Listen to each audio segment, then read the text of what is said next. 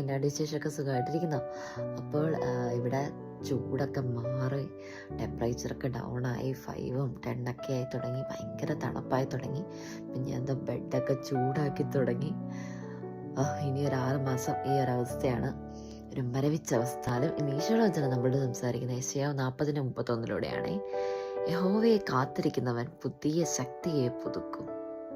Those who trust in God will find a new strength. അപ്പം ഈശോയുടെ മക്കൾ പ്രത്യേകിച്ച് അങ്ങനെ ആവണം അല്ലേ.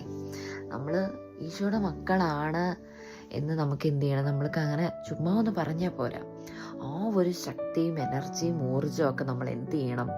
നമ്മൾക്ക് എത്ര സങ്കടം ഉണ്ടെങ്കിലും അല്ലെങ്കിൽ നമ്മൾ എത്ര വീണാലും ഈശോ നമ്മളെ അതിൻ്റെ താഴോട്ടുള്ള ഭാഗത്തിൽ പറയുന്നു, കഴുകനെ പോലെ ചിറകടിച്ചുയരുമെന്ന്. നമ്മൾ എന്ത് ചെയ്യണം? അങ്ങനെ ഉയർന്ന് കാട്ടിക്കൊടുക്കണം. ഈശോയിലുള്ള ആ ഒരു തീക്ഷ്ണത, ഈശോ തരുന്ന പുതിയ ശക്തി മറ്റുള്ളവരിലേക്ക് പകർത്തി കൊടുക്കണം. നമ്മുടെ ഫ്രണ്ട്സിലേക്കും നമ്മുടെ കൂട്ടുകാരിലേക്കും എല്ലാവരിലേക്കും എന്ത് ചെയ്യണം? ഈശോയുടെ ആത്മാവിൻ്റെ അഭിഷേകം, ഈശോയുടെ വലിയ ശക്തി നമ്മൾ എന്ത് ചെയ്യണം? പകർന്നൊരു എനർജി ആയിട്ടൊരു കരണ്ട് പോലെ പാസ് ചെയ്ത് കൊടുക്കണം.